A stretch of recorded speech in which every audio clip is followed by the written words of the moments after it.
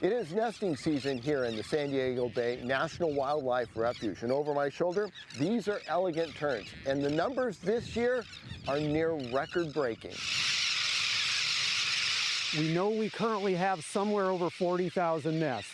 One of our purposes in here today is to count this subcolony to see how much we've gone up from the last couple weeks. Robert Paxton is a consulting biologist on the refuge and took us out to witness the astonishing population of elegant terns. You're potentially looking at the world population of breeding elegant terns right now. Normally, many of these birds would be nesting on Isla Rosa in the Gulf of California, but the marine heat wave has turned everything upside down. With this warm water that we've had, the fisheries collapsed there. So all those birds moved up to Southern California.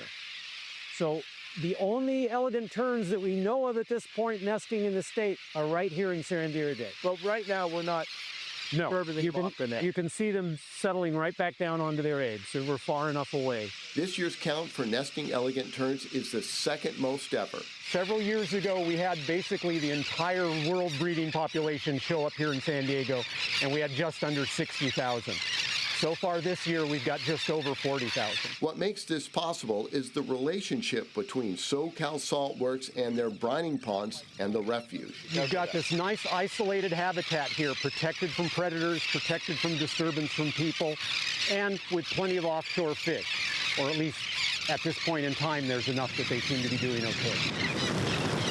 Joining us is the manager of the San Diego Bay National Wildlife Refuge, Sally Brown. It's really important for us to have a safe place for those species to live so that they can reproduce and continue to enrich our lives for years to come. It is that public-private relationship between SoCal Saltworks and their ponds which provides the habitat for the brine shrimp and brine flies the birds eat.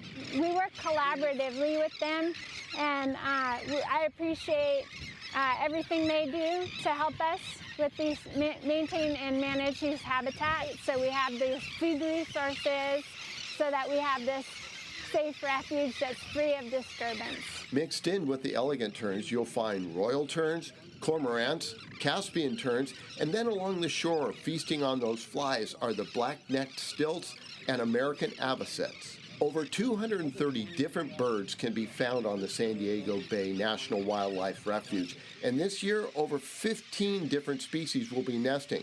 When I asked Sally about the year's numbers, the smile on her face said it all. It's absolutely spectacular. Oh, there's some fish right there. Yeah, that's what I'm referring to. And while we were there, the first hatchlings were emerging. They'll hatch here, they'll fledge here, they'll start feeding here, and then the vast bulk of the population actually heads north into Northern California, even up to Washington, Oregon, and then they head south into Mexico and farther down into Central and South America during the winter. That's why the refuge is so important. It's so unique to San Diego that, again, there's nowhere else that we have this combination of species together. This is very much a San Diego phenomenon, and we should feel very blessed to have it in our backyard. And as we heard Robert say, there's at least 40,000 nesting pairs. So do the math. That means there's 80,000 birds, and that's just one species here on the San Diego Bay National Wildlife Refuge. So you can see how important of a role it plays in the Pacific Flyway. Sean Stiles, Earth 8. Thanks, Sean. And you can stream more of our Earth 8 reports on the CBS 8 app, including Earth 8 San Diego Blue, which highlights how our beaches are more than just a tourist attraction and the work being done to keep them healthy. Download the CBS 8 app on your TV or phone and watch for free.